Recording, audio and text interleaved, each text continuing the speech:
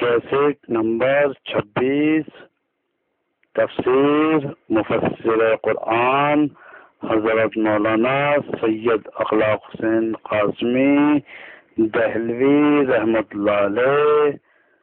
موضوع شب برات کی تفصیل، قیام اللیل کی فضیلت، بدعات مرجوہ کی مذمت، 22 دسمبر سن 1996۔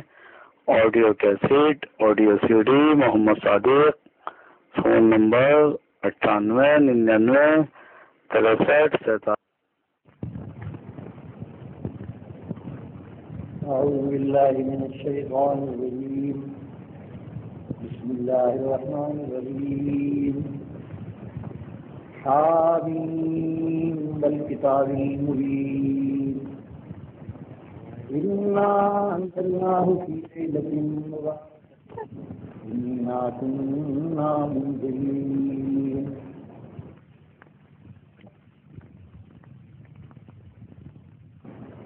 جو انشاءاللہ جمعے کو ہونے والی شب برات کا مسئلہ بہت الجھ گیا ہے، اس لیے شب برات یا بابرکت رات 15ویں شب کی اس کے دونوں پہلو آپ کے سامنے آنے چاہیے۔ ایک پہلو اس کا یہ ہے کہ ہمارے اہل حدیث بھائی 15ویں شب کی عبادت کو اور توبہ اور استغفار کو بدعت قرار دیں، اور ایک کتابچہ بھی شائع کر دیتے ہیں کہ یہ بدعت ہے، سب حدیث میں نہیں ہے، قرآن میں نہیں ہے، حدیث میں، اور لوگ اس سے الجھتے ہیں۔ ایک پہلو یہ کہ ہمارے عوام نے جو اس 15ویں شب کے ساتھ رواج جوڑ دیے ہیں، ان رواجوں نے 15ویں شب اور شب برات کی تصویر بگاڑ دی۔ ان ساری خرافات کو دیکھ کر وہ اہل علم، اہل حق ہیں، وہ کہتے ہیں کہ رات کی عبادت اور جاگنا وغیرہ یہ سب بدعت ہے، کیونکہ وہ حدیث صحیح موجود نہیں ہے اس کے بارے میں، لیکن وہ زیادتی کرتے ہیں۔ میں نے یہ آیات کریمہ سورہ دخان کی تلاوت کی ہے، ان آیات میں کی تشریح میں مشہور تابعی ہیں جن کا نام بار بار لیتے ہیں، آپ سنتے ہیں قرآن کریم کی تفسیر میں، حضرت ابن عباس کے شاگرد حضرت اکرمہ، بہت بڑے تابعی ہیں، اور اتنے بڑے تابعی ہیں کہ امام بخاری رحمۃ اللہ علیہ یہ لکھ گئے کہ ہمارے سارے مشائخ محدثین حضرت اکرمہ کی روایات کو مستند مانتے ہیں۔ یہ پایا ہے حضرت اکرمہ کا، کوئی معمولی آدمی نہیں ہے اکرمہ۔ حضرت اکرمہ نے ان آیات کا تعلق 15ویں شب قدر سے لگائے برات سے قائم کیا ہے، 15ویں شب شعبان سے قائم کیا ہے۔ قرآن دلیل دے رہا ہے، اس کی حقیقت ہے۔ قرآن کی ان آیات کے علاوہ میں حدیث پیش کروں بتاؤں گا، پہلے ان آیات کا ترجمہ سنیے آپ۔ حامیم والکتاب المبین، گواہ ہے یہ روشن کتاب قرآن کریم، ہم نے اسے نازل کیا ہے ایک برکت والی رات۔ انا کنا منذرین، اور ہم ہمیشہ رسولوں کو اور کتابوں کو بھیج کر اپنی مخلوق کو ڈراتے رہے ہیں۔ یہ ہمارا معمول ہے کہ ہم ڈرایا کرتے ہیں۔ یہ کتاب بھی اسی لیے آئی ہے۔ فیہا یفرق کل امر حکیم، اس رات کو اللہ تعالی اپنے تمام تقدیری فیصلوں کو، جس کو قضاء قدر کہتے ہیں، شعبان سے لے کر شعبان تک ایک سال کے تمام فیصلوں اور احکامات کو اللہ تعالیٰ اپنے خاص وہ جو مقام محفوظ ہے، لوح محفوظ ہے، وہاں سے جدا کر کے یفرق جو متعلق فرشتے ہیں ان کے حوالے کر دیتا ہے کہ یہاں یفرق کل امر حکیم، امر حکیم اللہ کا ہر فیصلہ، اللہ کا ہر فیصلہ جو مضبوط ہے وہ جدا کر دیا جاتا ہے اپنے اصلی مقام سے اور حوالے کر دیا جاتا ہے ملائکۃ اللہ کے، جس کا جو محکمہ ہے وہ احکام اس کے ثبوت کرتے ہیں کہ یفرق کل امر حکیم امرا من عندنا، اور یہ سب ہمارے حکم سے، انا کنا مرسلین، اور ہم ہی ہیں جو بھیجتے ہیں ان سارے ملائکہ کو ان کاموں پر جو ان کے ثبوت کر دیے جاتے ہیں، ہمارے حکم سے جاتے ہیں، اور سال بھر تک ان احکام کی تعلیم ملائکۃ اللہ ہے۔ رحمتم من ربک، اے نبی یہ رحمت ہے، رحم ہے آپ کے پروردگار کا، بہت بڑا کرم ہے یہ رات اور اس رات کی ساری حقیقت ہے، بے شک وہ اللہ سننے والا ہے اور جان ہے۔ یہاں کہا لیلہ مبارکہ، برکت والی رات، برکت والی رات میں ہم نے قرآن اتارا۔ جمہور اس طرف گئے کہ قرآن تو دراصل اترا شب قدر میں، اس کا اتنا سورہ قدر میں تذکرہ، انا انزلناہ فی لیلۃ القدر، یہ ہے لیلہ برکت، وہ ہے لیلہ قدر، تو اس لیے یہاں بھی لیلہ برکت سے مراد لیلہ قدر ہے، یہ کوئی مستقل رات نہیں، برکت والی رات۔ یہاں برکت والی کہا، وہاں اس کو قدر کہا، قدر والی رات کہا، عزت والی رات۔ جمہور کہتے ہیں، حضرت اکرمہ یہ کہتے ہیں کہ قرآن کریم میرے استاد حضرت ابن عباس کے قول کے مطابق، ان کے استاد کا یہ قول ہے کہ قرآن 2 مرتبہ نازل ہوا ہے۔ قرآن کا پہلا اتار نزول لوح محفوظ سے آسمان دنیا پر، پہلا نزول۔ دوسرا نزول آسمان دنیا سے اب بتدریج 23 برس تک محمد عربی صلی اللہ علیہ وسلم کے قلب پاک، 2 نزول قرآن۔ یہ قول ابن عباس کا ہے رضی اللہ تعالیٰ عنہ۔ اس قول کو سامنے رکھ کر حضرت اکرمہ کہتے ہیں یہاں برکت والی رات سے مراد شب براءت، اور یہاں اشارہ پہلے نزول کی طرف، پہلے نزول قرآن کا، لوح محفوظ سے آسمان دنیا پر پہلا نزول اسی رات۔ یہ ہے تشریح حضرت اکرمہ۔ آگے جو لیلہ برکت کی تشریح کی ہے وہ بالکل واضح کر رہی ہے کہ یہ لیلہ قدر سے الگ رات ہے، کہ اس رات کو شعبان، حدیث کے الفاظ سننے پڑے، حدیث ہے یہ، اور حدیث مرسل وہ حضرات لکھتے ہیں کہ موضوع حدیثیں ہیں، یہ جو جمع کر رکھی ہیں اور یہ فضت کرا رہے ہیں علماء احناف، فضت کرا رہے ہیں، حدیث ہے، اور یہ حدیث ہے اصطلاح میں حدیث مرسل، ظاہر علم کے لیے اس کو ریکارڈ کرا رہا ہے، مرسل ہے۔ اور حدیث مرسل ہمارے امام کے نزدیک، امام ابو اور امام مالک کے نزدیک حدیث مرسل قابل حجت۔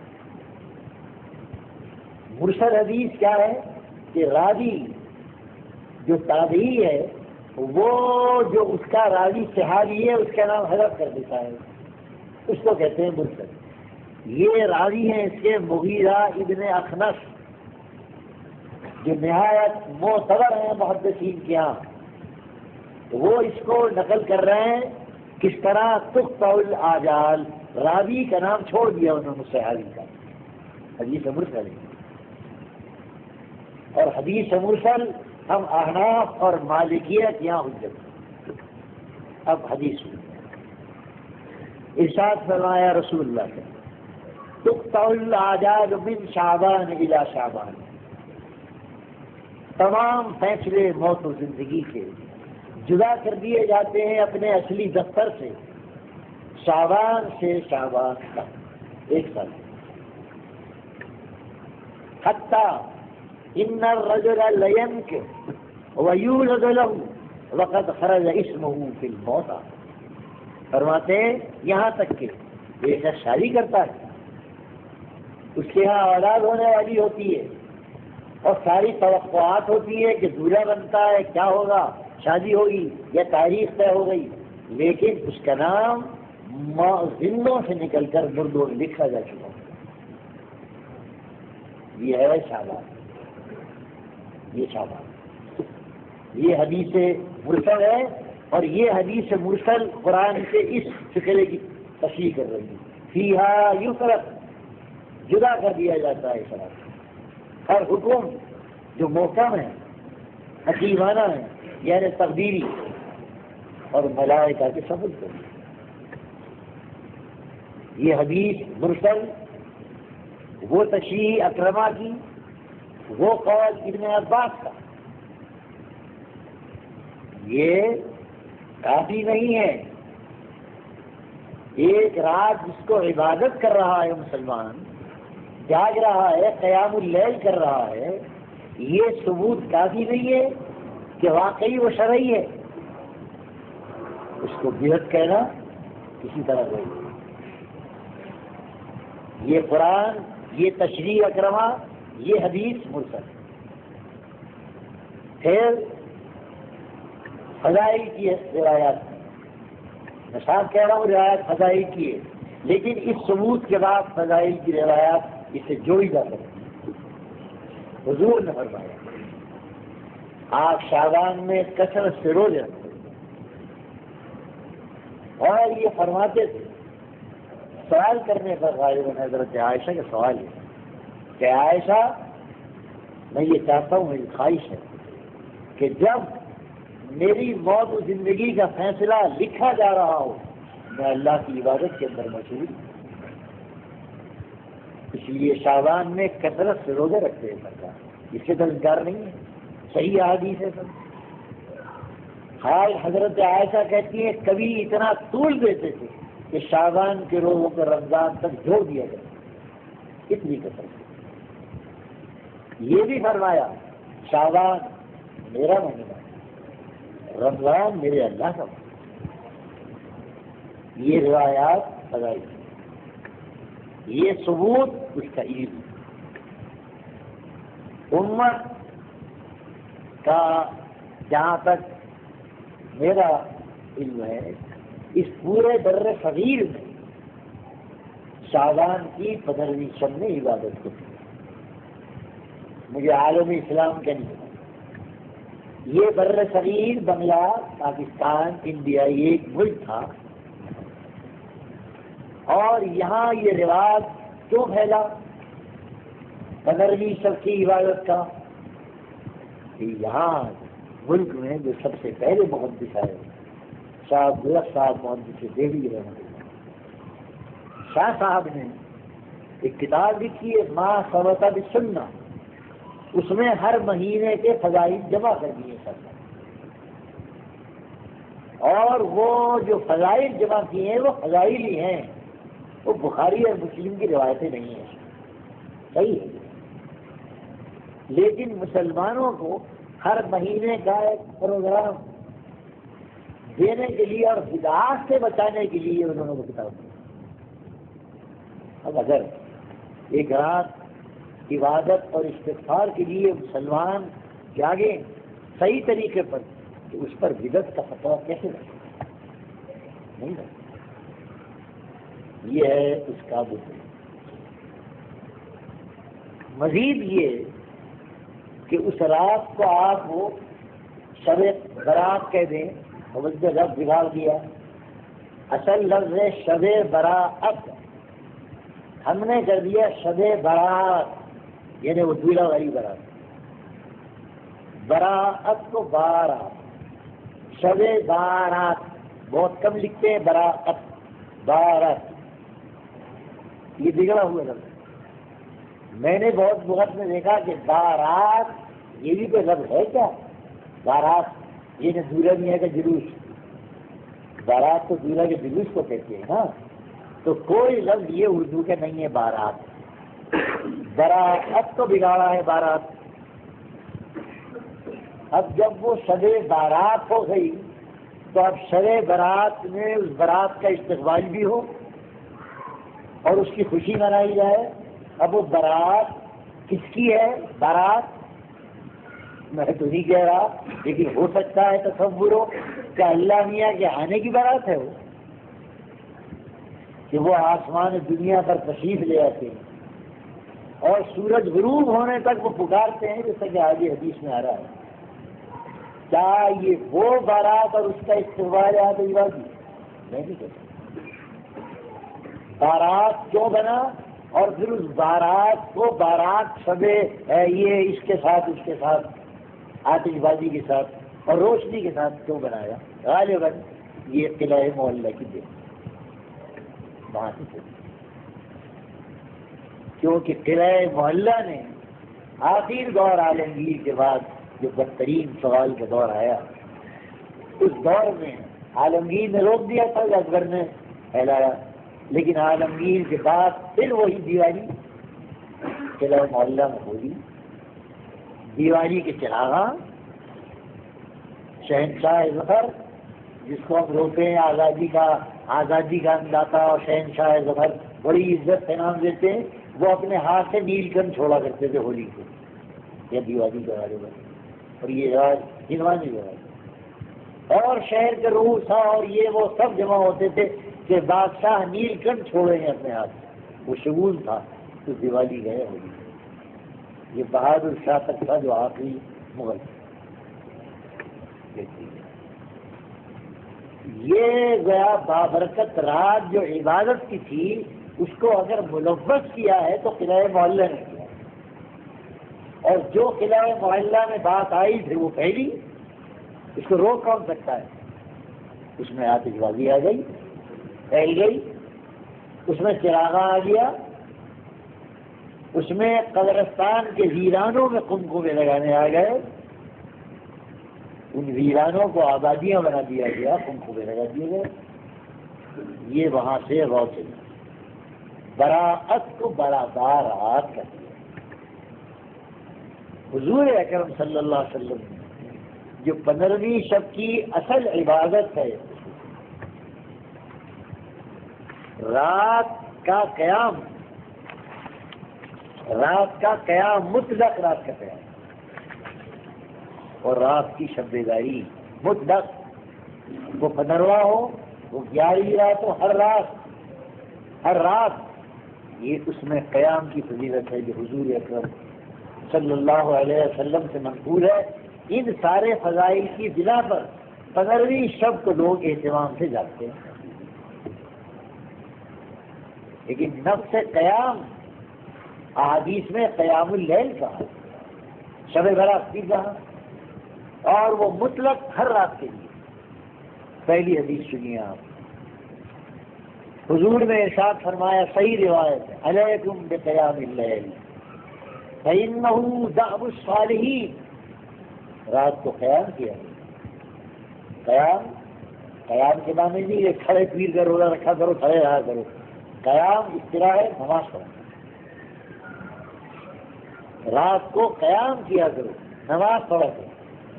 یہ دأب الصالحین، یہ ہمیشہ اللہ کے نیک بندوں کا طریقہ رہا۔ صالحین عام جرنل ہر دور کے نیک لوگ رات کو قیام کر کے اللہ کی عبادت کرتے ہیں۔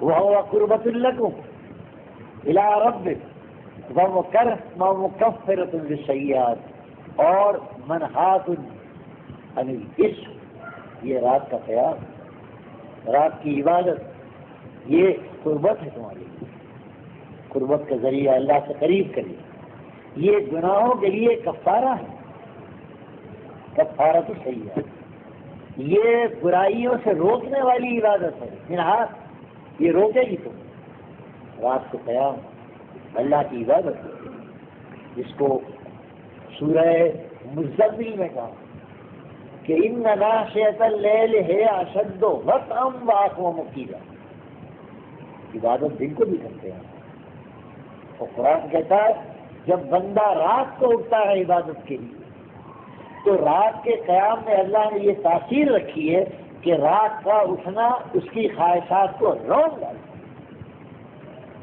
ان ناشئۃ اللیل وطئا، وطئا کہتے ہیں روننے، رات کا قیام رون ڈالتا ہے، نفسانیت وہ تاثیر رکھی ہے،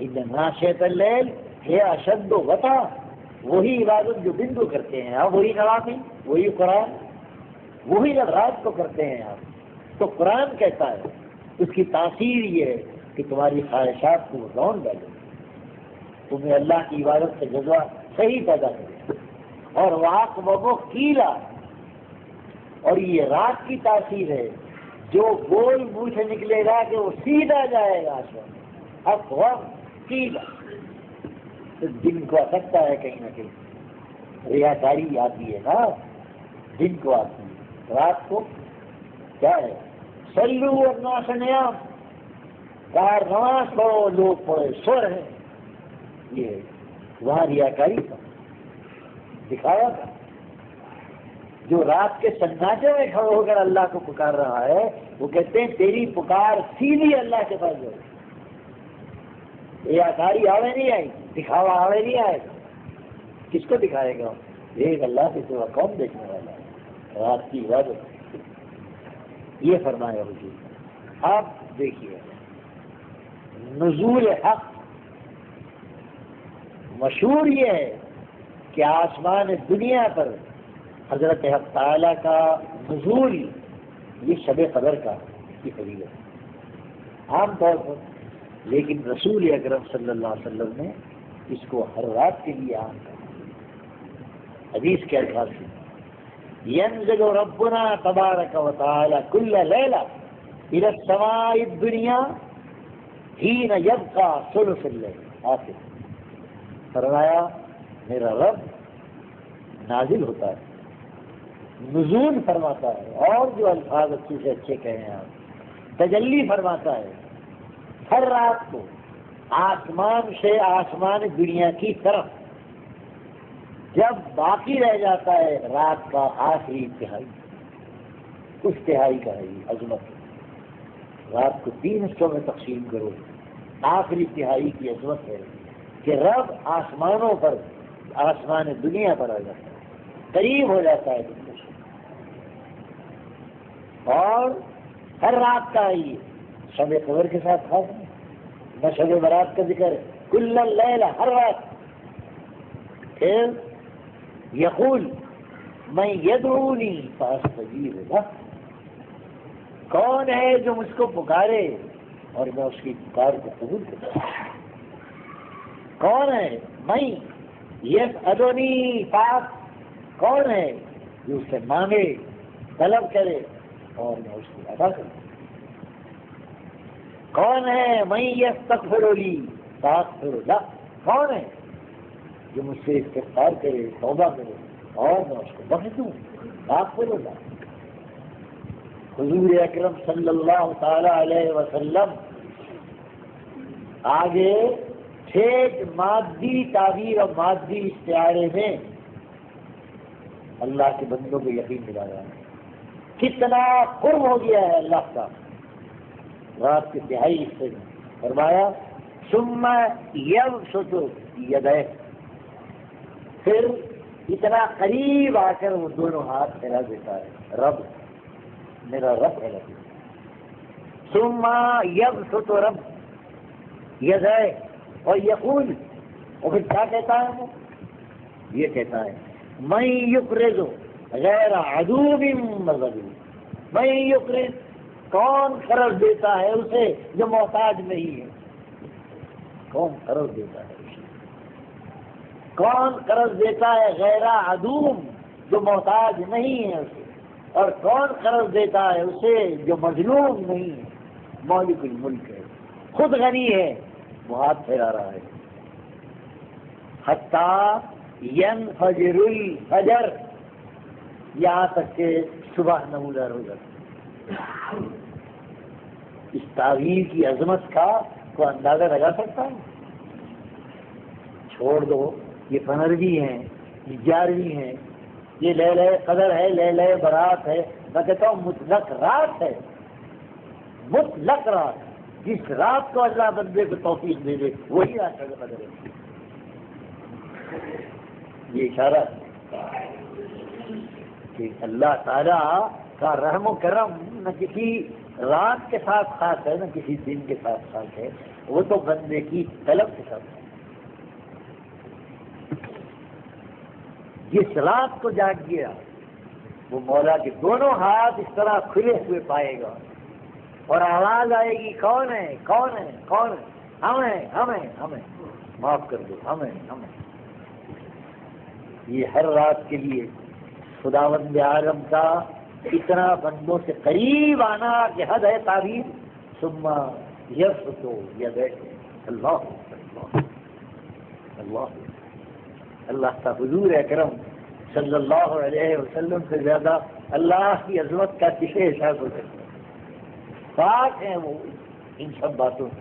کیسے ہاتھ، کیسے پیر، کیسی ہاتھ، پاک ہے وہ ان سب چیزوں سے. لیکن بندوں کو یقین دلا رہے ہیں ان کی مادی تعبیر میں کہ دیکھو مالک الملک ہو کر دیکھو ہاتھ پھیلا رہا ہے. کہتا ہے کون ہے؟ ارے مجھے قرض دے دو، مجھے قرض دے دو، مجھے قرض. وہ تو قرض مانگ رہا ہے اور مانگ رہا ہے یہ کہہ کر میں محتاج نہیں ہوں، مجھے قرض دے دو.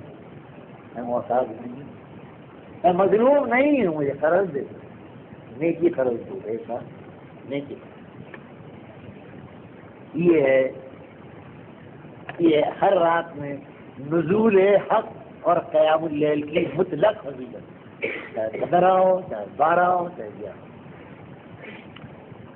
حضور اکرم صلی اللہ علیہ وسلم تو بڑے اہتمام سے اٹھتے تھے، بڑے اہتمام سے اٹھتے.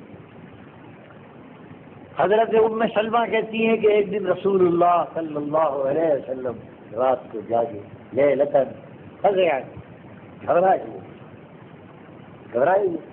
فزع، یقول، فرمایا سبحان اللہ ماذا انزل اللیل من الخزائن. اللہ اکبر اللہ اکبر، کیسے رحمت کے خزانے اتر رہے ہیں. اللہ، کس طرح رحمت کے خزانے اتر رہے ہیں. پھر ساتھی کہا سبحان اللہ ماذا انزل لیلا من وما انزل من الفطر، اور سبحان اللہ کس قدر فطروں کی بارش ہو رہی ہے. تو اللہ کی کائنات ہے، رحم و کرم کی بارش بھی ہوتی ہے، فطریں بھی برستی ہیں، دونوں ہی کام. کہ اللہ اکبر، فطریں بھی کس طرح برس رہے ہیں اور رحمت بھی کس طرح برس رہی ہے. یہ کہہ کر ام سلمہ کہتی ہیں پھر آپ نے فرمایا من یوقظ صواحب الحجرات، ارے کوئی ہے جو ان حجرے میں سونے والیوں کو جگا دے؟ تو ہے جو جگا دے ان سونے والیوں کو جو حجرے میں آرام ازواج بتا ہے. کون ہے؟ تو جگا دے تاکہ وہ لکھے یصلی، تاکہ وہ نماز پڑھے. اور پھر آگے کہا کہ رب کاسیۃ فی الدنیا وعاریۃ فی الآخرہ. اور پھر نصیحت کا ایک جملہ کہہ دیا کیونکہ ازواج مطہرات مخاطب تھے. کیا کہا؟ کہ بہت سی کاسیۃ فی الدنیا، کپڑے میں ملبوس عورتیں آخرت میں چم ننگی ہوں. یہ کون ہے؟ جو دنیا میں باریک مہین کپڑے پہنتی ہے. یہ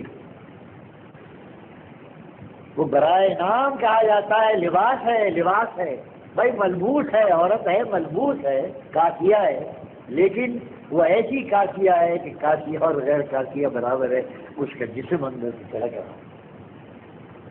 اتنا باریک کپڑا پہن کر نکلتی ہے، کہا یہ وہ ہے جو وہاں نہیں ہے۔ یہ اس موقع پر ایک ٹکڑا ارشاد فرما دیا۔ اب حضرت عمر ابن عبدالعزیز بہت بڑے خلیفہ وقت، کسی نے خواب میں دیکھا کہ اے امیر المومنین، آپ سے اللہ کا کیا معاملہ رہا، کیا گزری آپ؟ فرمایا میرے رب نے کیا گزری کیا بتاؤں، صرف وہ جو رات کو میں صرف 2 رکعتیں پڑھا کرتا تھا، میرے رب نے انہی کو قبول کیا، رات کی 2 رکعتیں، صرف 2 رکعتیں رات کی 2 رکعتیں۔ حضور اکرم صلی اللہ علیہ وسلم کے معمولات میں یہ ہے کہ ہلکی سے ہلکی 2 رکعتیں پڑھ کے بھی سو گئے آپ، تو مستحب ہے نا، تو ضروری تھوڑی ہے، طبیعت تھکان ہے، آرام کی طبیعت خواہش کر رہی ہے، تو خفیفتین آپ باہر آئے 2 رکعتیں ہلکی پڑھیں جائے، اور کبھی کبھی 12 اور 13 تک رکعتیں ہیں، طبیعت میں نشاط ہے، اللہ کی عبادت کر رہے ہیں تاکہ بوجھ نہ ہو، 2 بھی ہو سکتی ہیں، 13 14 یہ بھی ہو سکتی ہیں۔ اب ایک دعا سنیے آپ، حضور اکرم صلی اللہ علیہ وسلم نے ایک روز قیام اللیل رات کی عبادت میں ایک دعائے حمد پڑھی ہے، صرف اس میں اللہ کی تعریف، اس کو دعائے حمد سے، اللہم لک الحمد انت قیم السماوات والارض ومن، اے اللہ تعریف صرف تیرے لیے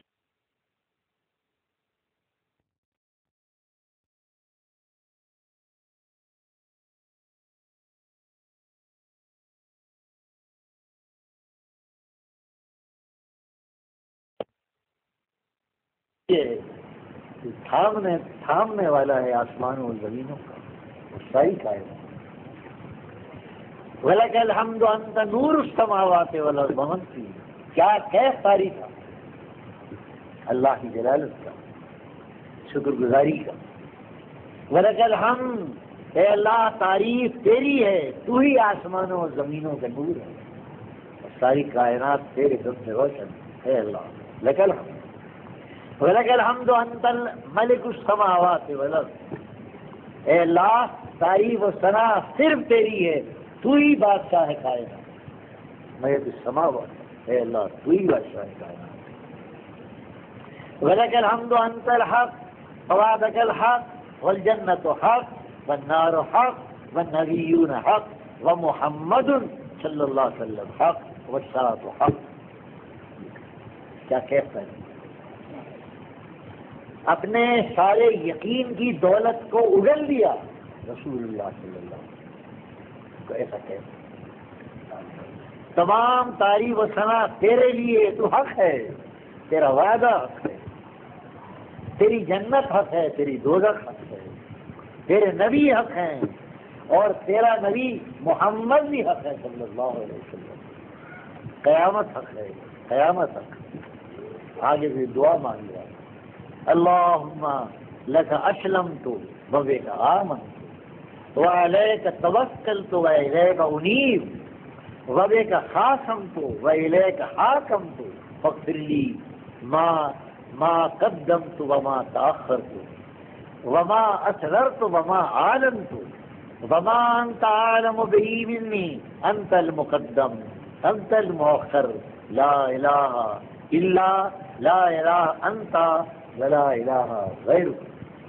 یہ دعا آپ نے پڑھی، گویا اپنے آپ کو سپرد کیا تھا، اے اللہ میں تیرے ہی لیے میں نے اسلام قبول کیا اور تیری خاطر میں ایمان لایا، اے اللہ تجھ پر توکل کیا، تیری طرح میرا رجوع ہے، بوے کا خاصم تو میں اگر لڑا ہوں تو تیرے ہی لیے لڑا ہوں،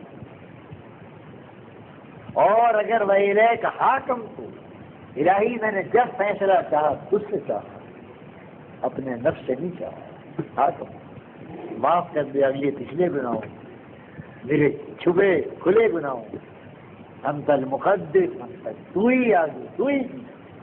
یہ پوری دعائیں ہم جو حضور اکرم صلی اللہ علیہ وسلم نے کسی رات کوئی متعین نہیں کیا، صحابہ کرام کسی رات کو. مطلب یہ ہے کہ رات کا مطلقاً عبادت کرنا وہ کتنا افضل ہے.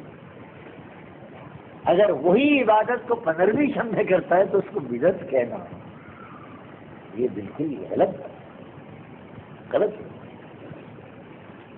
یہاں کے نہیں ہے عالم اسلام میں، باہر کہیں بہت کچھ نہیں ہے.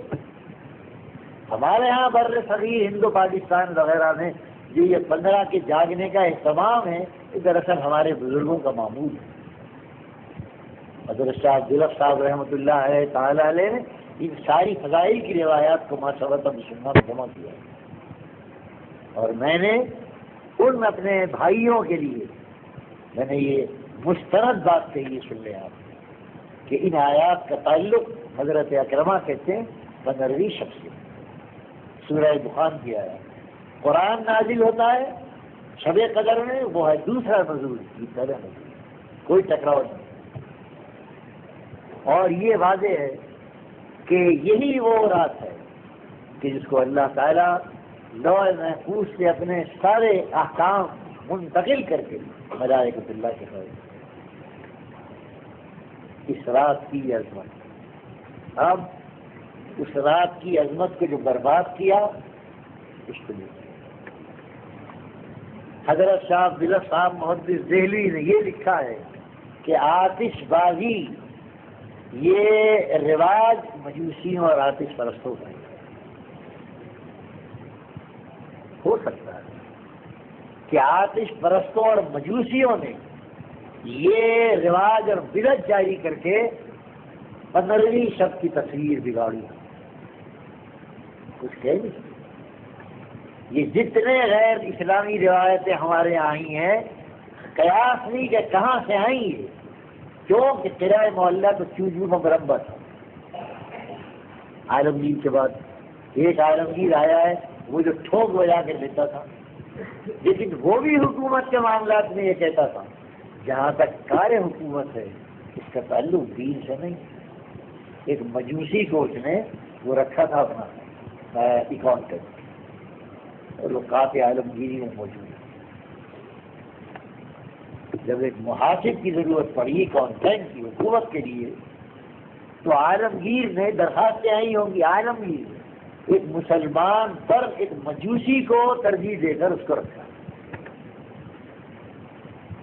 اس نے بلیچنگ والے نے وہ سارا نقل کیا ہے عالمگیر کی صفائی میں کہ دیکھو جب اس نے شکایت کی مسلمان، اے شہنشاہ، ایک دیندار شہنشاہ ہو کر ایک مسلمان کی بجائے مجوسی کو محاسب اور اکاؤنٹنٹ بنا رہا ہے، تو عالمگیر نے اس کو جواب دیا، اے برادر، حکومت کے معاملات میں مذہب کا تعلق نہیں ہے، صلاحیت اور اہلیت کار کا تعلق. بات تو اصول گئی. اکاؤنٹ ہے، حساب ہے. اب اس سے آدمی ایک کلمہ گو رہا ہے کافر اور مسلمان کیا کرے گا؟ وہ تو ایک فن ہے، جس کو وہ فن آتا ہوگا وہی کرے گا. تو مجوسی معلوم ہوا کہ مجوسی وغیرہ یہ ساری قومیں موجود تھی بادشاہوں کے حملے میں. اب مان سنگھ کون تھا؟ یہ تو ہندو راجپوت تھا، اور اکبر کا وہ تھا سپہ سالار. دیکھیے اب آپ، اکبر کا سپہ سالار اور راجپوت راجا، اس کو اکبر نے ان کی عورتوں کے لیا اور اس کو سپہ سالار بنایا. اب دیکھیے آپ، سپہ سالار ہے، اکبر نے بلا کر کہا مان سنگھ، میں نے دین الہی کا اعلان کیا ہے، ایک نئے مذہب کا اعلان، وہ مذہب جو اسلام بھی ہے اور کرسچنزم بھی ہے اور بدھزم بھی ہے اور مہاویرزم بھی ہے. تو مان سنگھ، تم میری خدائی کو مانو، ایمان لاؤ. اس طرح لوگ لا رہے ہیں اکبر پر مہابلی مہابلی مہابلی، تو مہابلی سے وہ دیوتا ہو گیا، نہ کرشن نہ محمد صلی اللہ علیہ وسلم۔ کیا کہنے ہیں اس ہندو راجپوت کے، بہادر تھا، ہندو تھا لیکن بہادری کے اندر جو شرافت ہوتی ہے وہ مان سنگھ میں موجود تھی۔ کہا مہابلی میں آپ کا ملازم اور آپ سے انشاء ہیں، لیکن سن لیجیے یہ معاملہ ہے مذہب کا، اگر مجھے اپنا مذہب چھوڑنا ہوگا تو میں اسلام قبول کروں گا، میں آپ کا مذہب قبول نہیں کروں۔ کیا کہہ رہا ہے؟ یہ تاریخ میں مان سنگھ کا جواب ہے۔ جہاں فیضی اور فلاں یہ سب علماء سو سب لگے ہاں حضور 1000 برس ہو گئے، پورا ہو گیا، اسلام کی عمر پوری ہو گئی، حضور کی جے ہو اور حضور مہابلی، جہاں یہ کہہ رہے تھے وہاں مان سنگھ نے یہ کہا نہیں، مہابلی ہے آپ شہنشاہ ہیں، مذہب چھوڑوں گا تو اسلام قبول کروں گا۔ بہرحال یہ وہ رواج لگ گئے اس شب قدر کے ساتھ، پھر لگ گیا اس میں حلوہ، یہ خامخواہ لگائے دیکھیے، اس میں حلوہ لگ گیا خامخواہ۔ بات کیا ہے؟ یہ یوں ہی نہیں ہے، اس کے وجوہ ہیں، اس کا پس منظر۔ ہمارے ہاں ایک لفظ صدقہ ہے حدیث کی اصطلاح، اب بھی ہے، لوگ صدقے کے نام سے ڈرتے ہیں۔ وہ کیا ہے؟ نہ صدقے کا ہے نہ لاہور علاقوں، صدقے کا بھیج دیا، صدقے سے لوگ ڈرتے ہیں اور مکروہ سمجھتے ہیں، اور اس کو صدقے کو جوڑ دیا ہے زکوٰۃ سے، یا وہ بھی ساتھ کرتے ہیں۔ وہ جو حضور اکرم صلی اللہ علیہ وسلم نے فرمایا کہ زکوٰۃ یہ مالداروں کی دولت کیا میل ہے، اس سے ان کی دولت پاک ہو جاتی ہے، یہ کہا نا، اس کے یہ معنی نہیں ہے کہ جو رقم زکوٰۃ کی ادا کی ہے وہ سارا میل کچیل لپٹ کے آئی ہے اس میں، یہ نہیں ہے۔ کیا معنی ہے اس کے؟ اس کا مطلب یہ ہے کہ جو زکوٰۃ کے مستحق ہوں وہی ہاتھ پھیلائیں، یہ سوچیں کہ یہ تو میل کچیل آ رہا ہے، جو مستحق ہیں انہی کے لیے ہے، غیر مستحق آگے نہ ہے، اس لیے کہا ہے۔ ورنہ اگر وہ میل کچیل ہو تو کیا مسئلہ ہے شریعت کا؟ میں نے زکوٰۃ آپ کو دے دی، آپ مستحق تھے، میری زکوٰۃ براہ راست تو مالدار نہیں کھا سکتا، لیکن جب میں نے ان کو دے دی تو ان کو دینے کے بعد وہ سب کے لیے حلال ہو گئی، زکوٰۃ مل تبدیل ہو گئی، تو مل کے تبدیل ہونے سے وہ میل کچیل پاک ہو گیا۔ وہ عقل میں آتی ہے بات، میرے ہاتھ میں تھا تو وہ میلا ان کے پاس پہنچا، اور ان کے پاس آنے کے بعد جو سب کے لیے جائز ہو گیا وہ کیا ہوگا؟ لوگ غلط سمجھتے ہیں حدیثوں کو، آرام سلام لکھتے چلے جاتے ہیں، شعور نہیں احادیث کے مفہوم کا۔ اردو دیکھا، ترجمہ کیا، کتاب چھاپو، کہہ لو پڑھتے رہو، کچیل کہہ کر رسول اللہ صلی اللہ علیہ وسلم نے یہ اس زکوٰۃ کی توہین نہیں کی۔ قرآن کہہ رہا ہے وفی حقہم وفی اموالہم حق، اے غریب ان کے مالوں میں تیرا حق ہے، حق تو گندہ کیسے کہہ رہے ہیں؟ وفی اموالہم حق للسائل والمحروم، سائل جب تو مانگ رہا ہے تو اپنا حق مانگ رہا ہے، کوئی احسان نہیں ہے دولت مند، تو میل کچیل کہہ کر دراصل مالداروں کو ہوتا ہے۔ یہ بھائی یہ میل کچیل ہے، جو مستحق ہے یہ وہی لے، غیر مستحق ہے۔ اسی طرح صدقے کا ڈرتے ہیں لوگ، صدقہ بیان، صدقے کے معنی اصطلاح شرع میں خدا کی راہ میں دینا، مال دینا صدقہ، کھانا دینا صدقہ، کپڑا دینا صدقہ، کسی سے ہنس کر بول لینا صدقہ، یہ ہے صدقے کا موقع۔ تو ہمارے بھی دلی کے بڑے بوڑھے تھے، آپ نے تو خیر دیکھا ہے، وہ بیچارے اتنے بھولے بھالے اور ڈرپوک تھے کہ موت کے لفظ سے ڈرتے، بڑے بوڑھے ہمارے۔ آج تو بڑا ڈھیٹ ہو گیا ہے نا آدمی ڈرتا اڑتا، یعنی موت تو سمجھتا ہی نہیں کہ موت ہے کیا، موت کے لفظ سے بڑے بوڑھے ڈرتے۔ گھر میں اگر میت ہوگی تو دور ہے، غسل کرانے کے لیے کہتے ہیں وہاں سے بدلی لے آؤ، بدلی کوئی بدلی لے آؤ، سوئی داغا کفن سینے کی باہر سے لے آؤ، مردہ ڈر رہا ہے مردہ، اور کچھ نہیں، سادہ لوہی تھی، دل کمزور تھے بیچاروں۔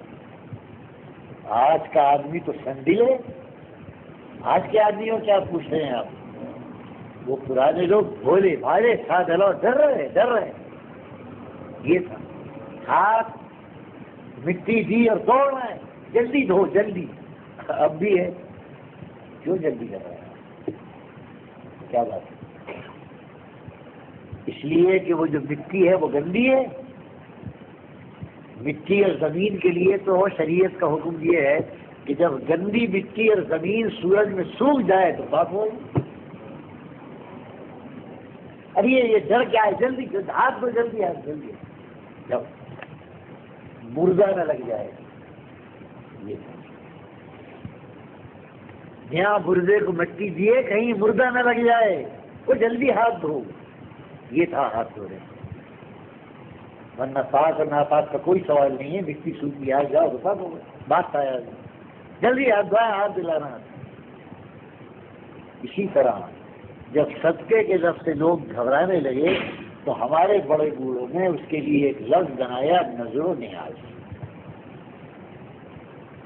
یہ نظر و نیاز یہ لفظ صدقے کی جگہ ہے۔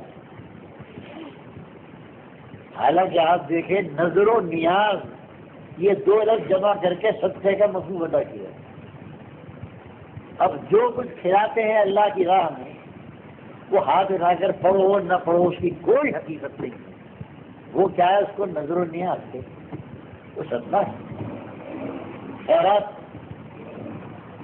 وہ صدقہ نہیں ہے کہ جس سے آدمی ڈرے کہ یہ کیا ہے نپٹ جائے گا، صدقہ نہیں ہے صدقے کے بعد۔ تو نظر و نیاز کا لفظ آیا صدقے کی جگہ۔ پھر ان روایات میں حضور اکرم نے یہ ارشاد فرمایا کہ یہ رات مغفرت کی رات، رحمت کی رات، وہ لوگ محروم رہتے ہیں اس سے جو ماں باپ کے نافرمان ہیں، حقوق الوالدین کرتے ہیں، وہ محروم رہتے ہیں۔ وہ مسلمان حقوق الوالدین کرتے ہیں، وہ محروم رہتے ہیں۔ وہ مسلمان محروم رہتے ہیں جن کے سینوں میں عزت وصول کرنے والا اشار، وہ محروم جو ظلم وصول کرتا ہے، ظلم کرتا ہے۔ کیونکہ حضور نے یہ فرمایا کہ جو حاسد ہے، جو دین آور ہے، جن کے تعلقات غلط ہیں، وہ مغفرت اور رحم سے محروم رہیں گے۔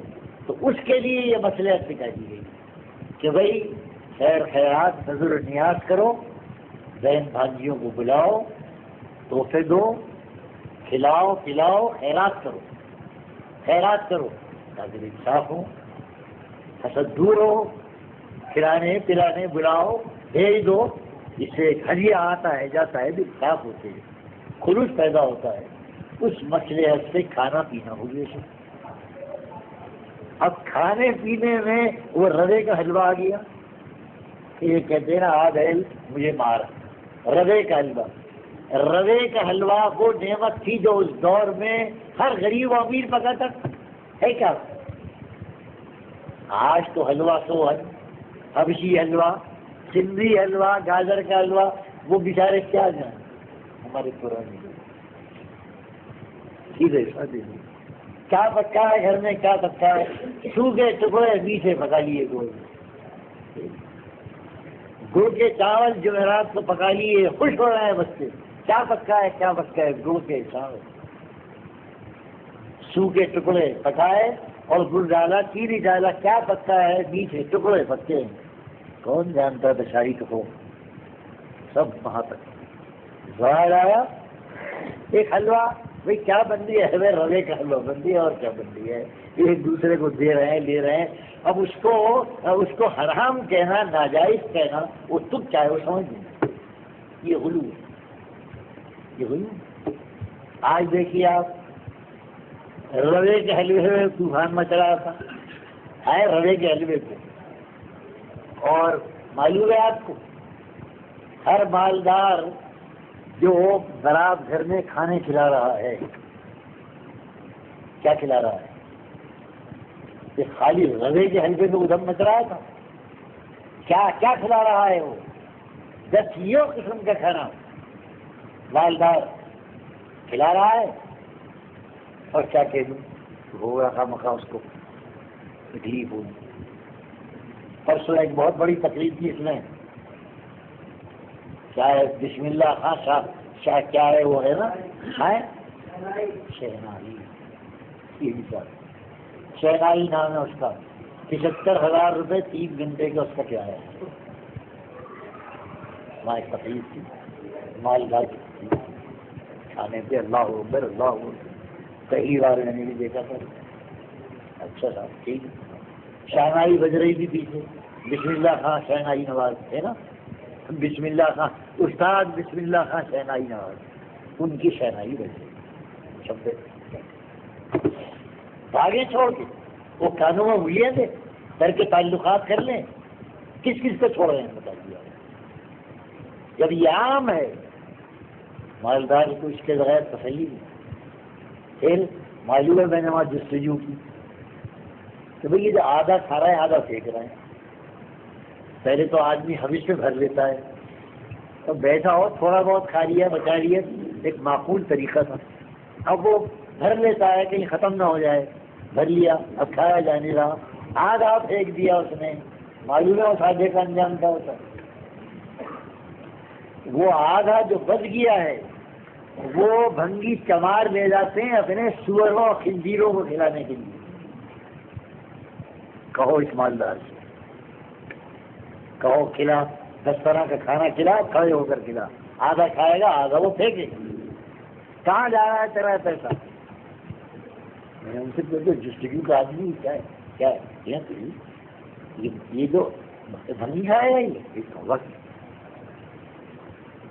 وہ ملا جلا سارا یوں سب ملا جلا وہ کینسٹروں میں بھر کے لے جاتے ہیں، اگر خود کھاتے ہیں نہیں کھاتا بس آج کا بھنگی چمار وہ کھائے گا ملا جلا کباب اور یوں سب کبھی کرتے جائیں۔ کہا وہ جو خنزیر پالتے ہیں یہ ان خنزیروں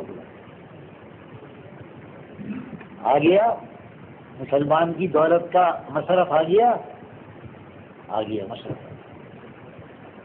بہرحال تو وہ یہ چلتا تھا، حالانکہ نہ اس میں حلوے میں کوئی دینداری ہے نہ کوئی شریعت کی پابندی ہے۔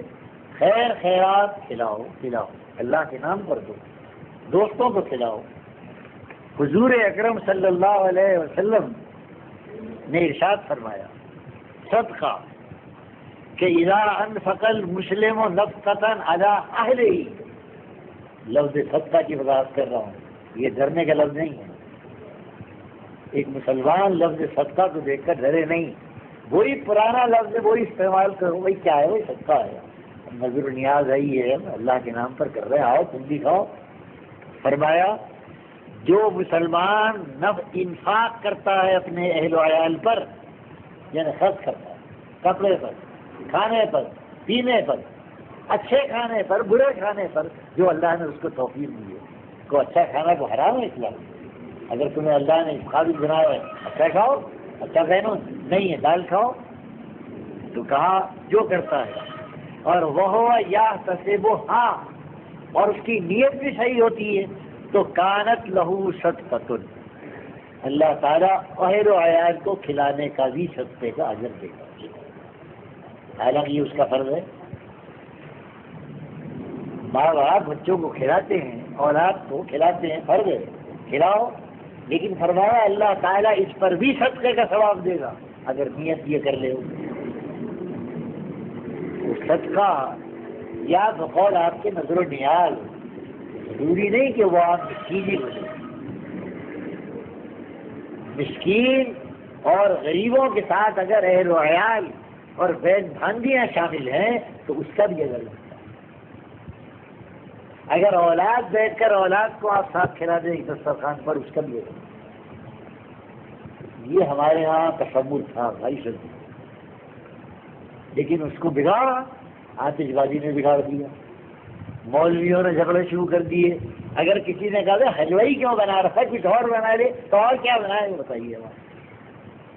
آپ بتائیے کیا بنائے؟ آسان چیز کیا ہے؟ زردہ پکائے یہ جو آپ پکا رہے ہیں، اور وہ زردے کی جگہ تو گڑ کے چاول پکاتا ہے. گڑ کے چاول سے حلوہ معزز ہے جو اللہ اللہ خیر کرے. اب یہ جو ادھر یہ کہا تو ادھر سے کیا کہا؟ انہوں نے کہا حلوہ، انہوں نے کہا حلوہ تو حضور کھاتے تھے. کہا رسول اللہ صلی اللہ علیہ وسلم یحب الحلوہ، وہ حضور کو تو حلوہ پسند تھا، وہ حضور حلوہ کھاتے تھے. اب حلوہ سنت ہو گیا. یہ اس طرف کا شیر خانی ہے یہ حدیث. حالانکہ عربی میں حلوہ کہتے ہیں ہر میٹھی چیز.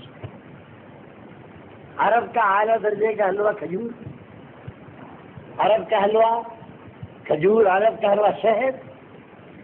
اور حضور کے معمولات میں آتا ہے کہ حضور کبھی تلبینہ بنوایا کرتے. تلبینہ یعنی دودھ کا حلوہ. ظاہر ہے کہ وہاں عرب میں روا اور سوجی تو تھی نہ میدا تھا، بن چھنا آٹا استعمال ہوتا. حضور اکرم صلی اللہ علیہ وسلم کے بعد بڑے عرصے کے بعد جب وہ چھنی بننی کا رواج ہوا تو لوگ کہتے تھے کہ ہمارے آقا اور ہمارے بزرگوں نے کبھی چھنی نہ دیکھی نہ چھان کر کھایا. وہی بے چنا آٹا، وہی جو، وہی چنا، وہی جو، اسی کو دودھ میں ڈالا، شہد ڈالی دی، جناب وہ تلبینہ تیار ہو گیا اور حضور اکرم صلی اللہ علیہ وسلم اس کو استعمال کر رہے ہیں. یہ تھی.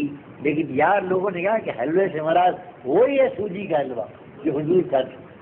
یہ کہا یہ اب ساری شیرخانیاں ہیں جس کا نہ ادھر شریعت میں ثبوت ہے ادھر. بعض لوگ یہ کہتے ہیں، کہتے تھے علماء کہتے تھے، سب سنا ہے اس دور میں جب یہ حلوے کی جنگ ہوتی کہ حضرت اویس قرنی نے حلوہ کھایا ہے. اویس قرنی تک گئے. بھائی کیسے کھایا ہے؟ کہ انہوں نے حضور کی محبت میں دانت توڑ دیے تھے اور جب دانت نہیں تھے تو حلوہ پکوا کے کھایا کرتے. نہ انہوں نے دانت توڑے تھے اویس قرنی نے، نہ انہوں نے کبھی حلوہ کھایا تھا. اویس قرنی تو اس قدر عابد و زاہد تابعی تھے، اس قدر زہد تھا ان کے کہ صحابہ کرام ان کی عظمت کا اقرار کرتے تھے کہ اویس قرنی. وہاں جوڑ دیا سب برات کے حلوے میں اویس قرنی کو لے آئے. یہ ساری برآمد میں یہ عرض کروں. رسول اللہ صلی اللہ علیہ وسلم نے اس شب برات کا جو شان نزول بیان کیا وہ سن لیا. روایات وہی ہیں فضائل. حضرت عائشہ روایت کرتی ہے کہ ایک روز حضور اکرم صلی اللہ علیہ وسلم میرے حجرے سے بغیر میری اجازت اور بغیر آگاہ کیے غائب ہو گئے. میں نے کروٹ دی ادھر دیکھا تو میں نے دیکھا کہ بستر خالی ہے حضور. میرے دل میں بدگمانی آئی. وہی جو ایک بدگمانی عورت کرتی ہے. میں نے خیال کیا کہ شاید حضور آج میری باری چھوڑ کر کسی اور دوسری بیوی کے یہاں تشریف لے. بدگمانی. میں نے بستر چھوڑا اور بستر چھوڑ کر باہر آئی. کہاں ہے حضور؟ میرے رب نے بجائے اس کے کہ میں ایک ایک حجرے کی کنڈی بجاتی تو بہت ہی غلط ہو جاتا. میرے رب نے میرا رخ کر دیا جنت البقیع کی طرف. ادھر کی تو جنت البقیع میں آ گئی. دیکھا تو حضور اکرم صلی اللہ علیہ وسلم اللہ کی عبادت میں مشغول دعا و استغفار کر رہے ہیں. میں دیکھ کر چلی آئی. آ کے بیٹھ گئی. جب حضور فارغ ہوئے جنت البقیع میں عبادت الہی سے تو راہ میں جبریل امین نے وہ واقعہ سنا دیا دنیا یہ ہوا تھا. آپ کی زوجہ مطہرہ کے دل میں یہ خیال آ گیا تھا, علم آ گیا آپ کو, اب تشریف لے آئے, آپ لیٹ گئے تو حضرت عائشہ کو دیکھا تو وہ ہانپ رہی تھی. بھاری دل ہو گیا تھا حضرت عائشہ کا آخر وقت, ہانپ رہی تھی. تو کہا عائشہ کیا ہے مالک ہے, یہ کیا ہے, یہ تمہارا سانس کو بھول رہا ہے. کہ نہیں کچھ نہیں کچھ نہیں, کہا نہیں کچھ نہیں. اے عائشہ اتخافینا ان یحیف اللہ ورسولہ, کیا ہے عائشہ تجھے اس بات کا اندیشہ تھا کہ اللہ اور اس کا رسول تیرے ساتھ انصاف نہیں کرے گا, ظلم کرے گا, تیری رات چھوڑ کر میں چلا جاتا. اتخافینا عائشہ اتخافینا, کہ میرے اور میرے رب کے معاملے میں اور میرا رب کا معاملہ تو ایک ہی ہے نا. میرا معاملہ میں ظلم کروں گا تو اس کے معنی ہے کہ میرے رب پہ اس کا الزام آئے گا. اے عائشہ تجھے اس کا نہیں یا رسول اللہ کہ نہیں. عائشہ تجھے غلط تھا, یہ بدگمانی, اللہ اور نبی تیری حق تلفی کرتے. پھر فرماتی ہیں کہ حضور اکرم حجرے میں تشریف لا کر پھر عبادت شروع کر دی. اور اس عبادت میں حضور اکرم صلی اللہ علیہ وسلم کی وہ مشہور دعا نقل کی ہے, میرے پاس نہیں ہے, کہ اللہم انی اعوذ بکا, اللہم انی اعوذ بکا, کیا ہے بعفوک من سخطک, یاد نہیں, مشہور ہے, آتی ہے کتاب, وہ دعا پڑھتے رہتے. فرماتی ہیں کہ جتنا لمبا قیام اتنا ہی لمبا رکوع, جتنا لمبا رکوع اتنا ہی لمبا قاعدہ. یہی حال سجدے کرا, اس قدر استغراق ساری رہا. اس رات اللہ کی عبادت کا استغراق محضی ہے. گھبرا کر میں بستر کا ہاتھ دکھا دوں اور رسول پاک کے پہلوؤں کو چھوں, سانس بھی ہے یہ نہیں. اتنا لمبا سجدہ اللہ کی جناب میں, کہیں اللہ کو پیارے تو نہیں ہو گئے آپ. میں آپ کے طلبوں کو ہاتھ لگاؤں, جب طلبوں سے گرمی محسوس کروں پھر سو جاؤں, لیٹ جاؤں, پھر گھبراہٹ میں. اس قدر لمبی عبادت کی ہے صلاۃ رسول اللہ.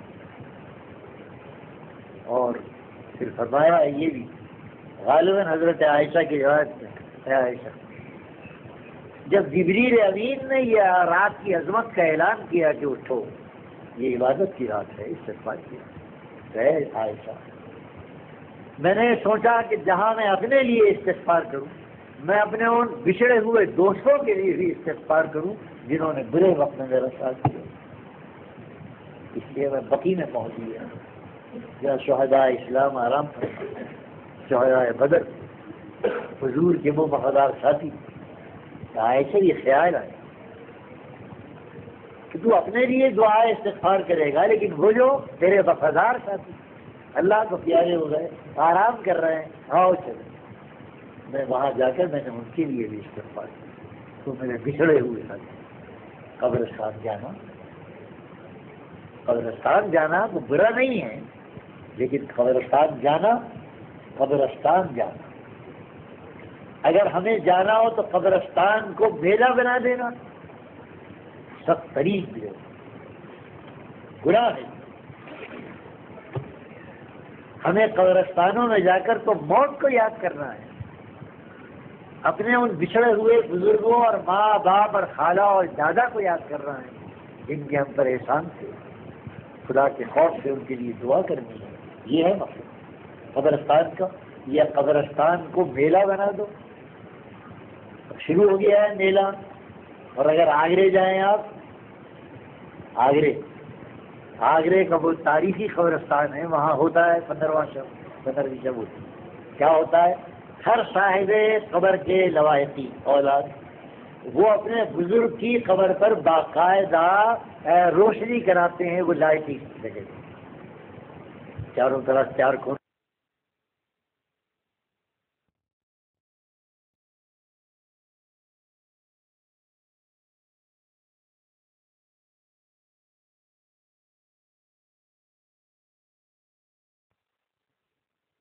بھئی ہے اور رنگین لائٹنگ ہوتی ہے ہر خبر پر لائٹنگ. جو جتنا مالدار ہے اس کے لوائقین مالدار ہیں اتنی ہی زبردست لائٹنگ ہر خبر پر ہوتی ہے. کر لیا 15 شعبان آگے چلائیے مجھے کیا خبر کیا ہے. اب وہ جناب ایک طرف وہ چلیے ممبر بچھایا تو 100 آدمی سننے والے شب قدر کے اور سینکڑوں آدمی آ رہا ہے جا رہا ہے. کوئی واسطہ نہیں اس کو. میں نے کہا خدا کے لیے مجھے یہاں کہا تم نے مار دیا جاتی. یہ آنے والے تو اس تماشے کے لیے آ رہے ہیں. 2-4 کھڑے ہو گئے 10-5 سنجیدہ سے وہ سنتے بھی رہے. پھر میں نہیں گیا. میں نے کہا پتا یہ شروع کر دیا. قبرستان جانا ہے تو اب قبرستان کے لیے بھاگ دوڑ شروع کر دی. یہ اگر وہ حضرات کہتے ہیں کہ یہ بدعت ہے اور اگر یہ بدعتیں جاری رہیں تو رات بند کر دیں کباری تھوڑی ہے. شب برات کا تصور ختم کر دیں اگر اس ساری بدعت پر عمل کرنا ہے. مستحب ہے واجب نہیں ہے. شب برات اور شب قدر بھی واجب نہیں ہے وہ بھی تو مستحب ہی ہے. فضیلت بیان کیا اللہ رب العالمین نے. اس فضیلت سے ہم فائدہ اٹھاتے ہیں. حکم تو ہے نہیں قرآن میں کہ جاگو نہیں. خیر من البشار خیر من 1000 مہینوں سے بہتر ہے یہ رات. بس اس کی فضیلت کا اعلان کیا ہے. یہ حکم بھی دیا کہ جاگو واجب ہو جاتی ہے. اس کو فرض و واجب نہیں قرار دیا. مستحب ہے جاگو اللہ کی عبادت کرو. اور اگر یہ خرمستی کرنی ہو کہ بھاگ رہے ہیں یہاں سے وہاں بھاگ رہے ہیں. شاید نے نوجوانوں نے ایک میلہ بنایا. ابھی خواجہ باقی اللہ ہے. سواریاں کھڑی ہیں اور یہاں تفریح کی دل لگی کی اور اب نئے قبرستان جا رہے ہیں. بھاگ دوڑ ادھر سے ادھر اور تنواڑیوں کی دکانیں کھلی ہوئی ہیں اور پان چبا رہے ہیں اور وہیں پان چبا کر تھوک رہے ہیں اور وہیں سگریٹ پی رہے ہیں. اور یہ کیا ہو رہا ہے؟ یہ شب برات ہو رہی ہے. جا کے دیکھیے مسلم محلوں میں یہاں خدا دینے کیا ہے. بہرحال ان کے یہاں جو مٹیا محل ہے وہاں کا تو یہی حال ہے. جو مسلمانوں کا دارالخلافہ ہے مٹیا محل سے وہاں تک جا کے دیکھو ایک میلہ. سب کھلے ہوئے ہیں. ہوٹل کھلے ہوئے, پنواڑی کھلے ہوئے, پارک جا رہے ہیں. نہیں ہے اس کا نام شب برات نہیں ہے. اگر شب برات کو اس سے پاک نہ کرو. سنیے میں پچھلے سال میرٹھ جایا کرتا ہوں 15 ریشن. پہلے بند کر دیا تو بہت کوشش کی بند ہو گئی. وہاں کی وہ آتش بازی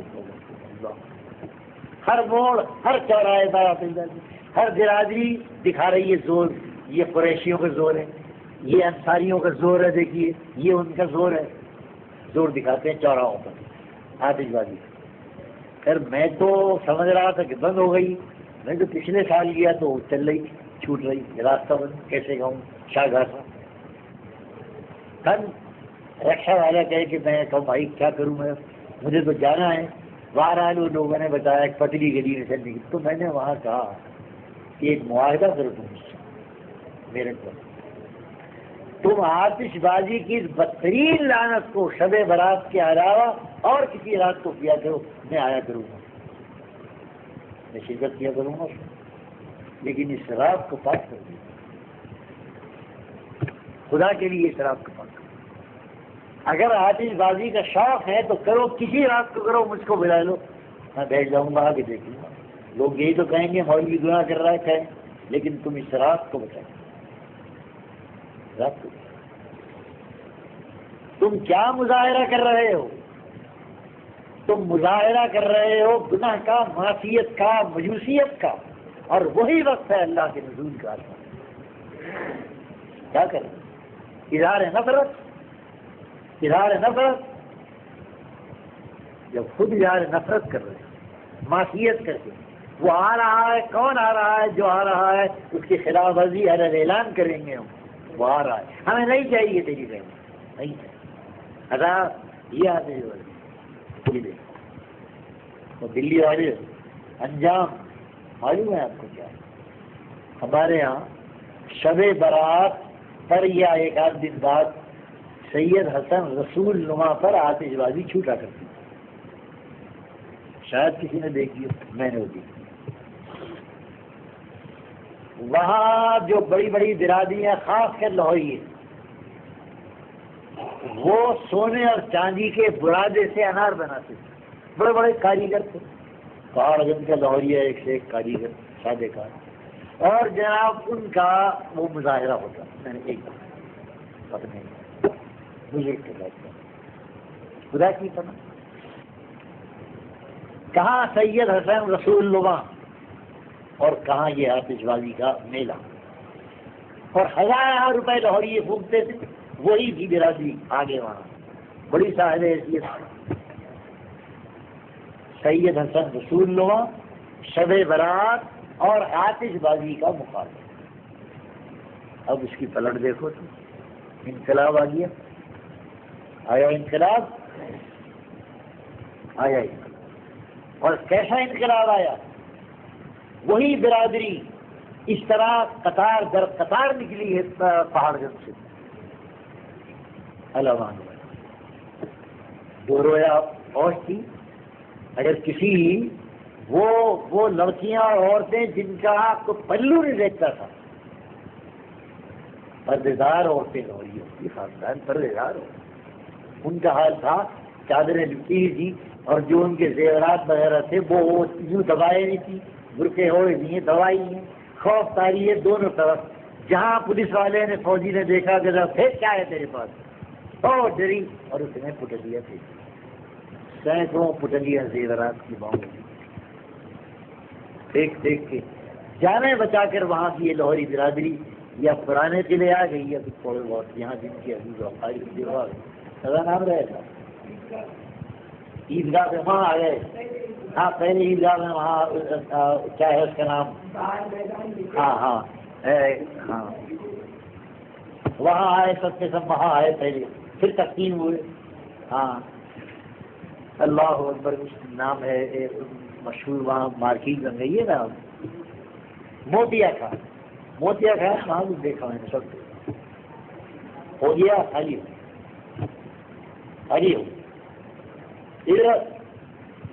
ادھر وہ سید حسن رسول نما عرس تو کرتے ہو جا کے اولیاء اللہ کے، لیکن تمہیں ان صاحب قبر کی عظمت کا اتنا احساس نہیں، اتنا ہی ہو، جانتے ہی نہیں کون ہے خالد نظام اور کون ہے وہ سید حسن رسول نما۔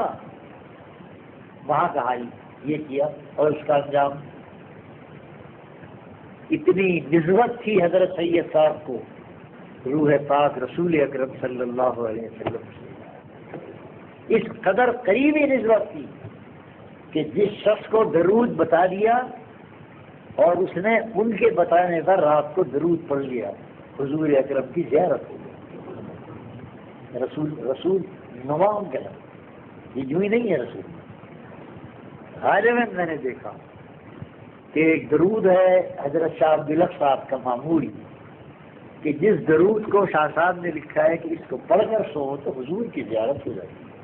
اللہم صلی علی محمد نبی الامی، یہ مختصر کوئی تھے عالم تھے، کوئی بزرگ تھے، وہ حضرت شاہ صاحب کا یہ تعلیم کردہ درود پڑھتے رہے، لیکن حضور کی زیارت۔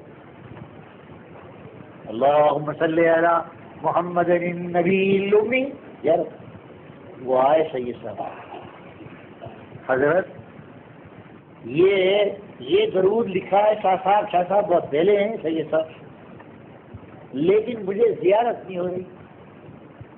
فرمایا اچھا بھائی جاؤ، اب میں تم سے کہتا ہوں پڑھ لو، دیکھو ہوگی نہیں ہوگی۔ اب جو آ کر اس عالم نے وہ درود شریف پڑھا ہے تو حضور کی زیارت، یہ نسبت تھی حضرت سید صاحب کو، جو کبھی نسبت تھی، اور وہ نسبت ان کے فخر و فاقے عالم یہ تھا، فخر و فاقے کا عالم۔ مدرسے میں گیا تو ایک صاحب نے کہا بے سر و سامان، بے سر و سامان۔ میں نے کہا کہ یہ بے سر و سامانی حق کے ساتھ رہے گی، اگر بے سر و سامانی بری لگ رہی ہے تو یہ کام چھوڑ دو۔ بار بار شکایت مت لاؤ، ہائے مولوی بے سر و سامان، ہائے تنخواہ کم، ہائے یہ کرے، ہائے یہ کام کیسے کرے، بس شکایت کیا۔ حق ہمیشہ بے سر و سامان رہا ہے، اور کیوں؟ حق کی بے سر و سامانی ہمارے ایمان بالغیب کی بنیاد ہے۔ اس نقطے کو سمجھو علماء کرام کہ اگر حق بے سر و سامان نہ ہو اور طاقت میں ہو، حق بادشاہت کر رہا ہو اور پھر اس کو حق مانو تو کوئی کمال نہیں ہے، وہ ایمان بالمشاہدہ۔ ایمان بالغیب کیا ہے؟ حق بے سر و سامان، حق بھوکا ہو، حق ننگا ہو، حق غریب ہو، حق غربت میں ہو، اور پھر کہو کہ یہ حق ہے اللہ کا دین کا، یہ ایمان بالغیب۔ لوگ کوشش کر رہے ہیں بے سر و سامانی دور ہو جائے، ارے بھائی بے سر و سامانی دور ہو جائے تو سر و سامان دنیا کے ساتھ میدان پڑا ہے، وہاں جاؤ، کون روک رہا ہے کہ تمہیں یہاں بے سر و سامان پڑے رہو، جاؤ۔ تو سید صاحب ان کا زہد و قناعت، ان کا یہ مقام بنا تھا، نسبت قائم تھی رسول اللہ صلی اللہ علیہ وسلم۔ تاریخ میں آتا ہے مدرسہ تھا وہاں عربی کا، سید صاحب اس میں حدیث پڑھتے، رات کو حدیث کا درس دیتے، اور دن کو وہ بازار، دلی کے بازاروں میں وہ چندہ کرتے، خود سید اثر رسول اللہ کہیں سے روٹی لے لی، کہیں سے سالن لے لی، پٹھور لے لیا، سبزی لے لی، دن بھر جمع کیا اور رات کو جا کر طلباء کو کھلایا، اور رات کو خواجہ خواجہ رسول اللہ صلی اللہ علیہ وسلم۔ یہ صوفیہ عالم ان قبروں پہ ہونے والے انہیں خرافات کو دیکھ کر یہ اندازہ نہ لگا یہ جاہل عالم، لیکن عالم کیسے عالم؟ دن میں زہد تھا، قناعت تھی، عام علماء سے ممتاز تھے، بولے یہ عالم تھا۔ عالمگیر کو کسی نے کہا کہ نہیں دیکھنا دن بھر چندہ کرتا ہے وہ غریب، عالمگیر سے جاؤ جہاں اور دے رہا ہے اس کے مدرسے کو بھی کچھ دو، پیغام بھیجا، انکار کر دیا کہ نہیں۔ عالمگیر نے کہا بہت ضدی ہے، یہ بہت ضدی ہے صوفی، چلو اس کے بعد چلو۔ عالمگیر کا جلوس آ گیا، لوگوں نے آ کر کہا سید صاحب عالمگیر آ رہا ہے، کہا عالمگیر آ رہا ہے، جلدی سیڑھی لگاؤ۔ سیڑھی لگائی اور چھت پہ چل کے اوپر سے اتر کے چلے آیا، کہاں ہے سید صاحب؟ کہا ادھر سے اتر کے چلے، کہا ٹھیک ہے۔ انہوں نے فقر اور قناعت کی لاج رکھی، فقر و قناعت کی لاج۔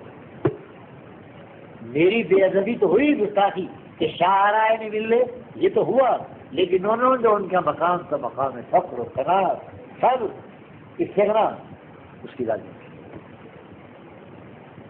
میں اس طرح کر رہا ہوں کہ یہ شب برات اس کو گناہوں میں آلودہ ہے، آتش بازی حرام ہے، اسراف، بدترین اسراف۔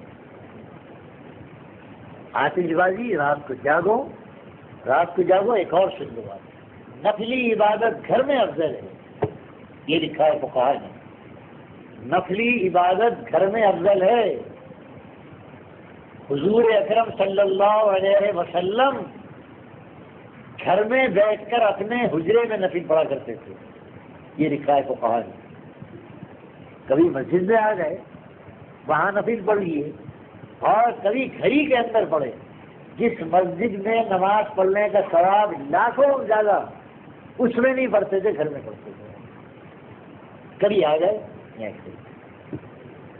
اس لیے فقہا کہتے ہیں نفلی عبادت گھروں کو قبرستان نہ بناؤ۔ حضور اکرم نے ارشاد فرمایا لا تجعلوا بیوتکم مقابر، تم گھروں کو قبرستان نہ بناؤ کہ ویران رہے، اور قبروں میں جاؤ، قبرستانوں میں جاؤ، اور مسجدوں میں آؤ، گھروں میں اللہ بیویوں کو اٹھاؤ، ساتھ شریک کرو۔ اس طرح شب برات منانی چاہیے۔ شب برات کو وہ بھائی جو ان خرافات کو دیکھ کر کہتے ہیں کہ میں شب برات کی بدعت ہے، وہ بھی غلط ہے۔ اس کا وجود ہے، اس کا ثبوت ہے۔ اور جو مختلف برافات ملا کر شب برات کی تصویر نکالتے ہیں وہ بدترین دشمن ہے اس قوم کی دشمن، کہ اللہ جس قوم پر رحمتیں برسانے آ رہا ہو وہ معصیت کا مظاہرہ کر کے اظہار بیزاری کرے، پوری ملت کو دشمن۔ اللہ تعالیٰ ہمیں اور آپ کو صحیح توفیق عطا کرے۔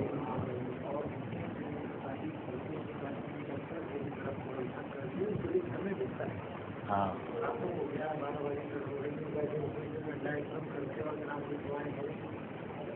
نہیں یہ غلط، ہاں یہ وہ طریقہ بھی غلط ہے کہ بھئی عورتیں مردوں کا اجتماع تو الگ ہے، اب مردوں کی پیروی میں عورتیں بھی ایسا شروع کر دیں کہ گھروں میں اجتماع کریں اور گھروں میں اجتماع کر کے یہ ہو وہ ہو، نہیں وہ تو خلاف ہے بالکل۔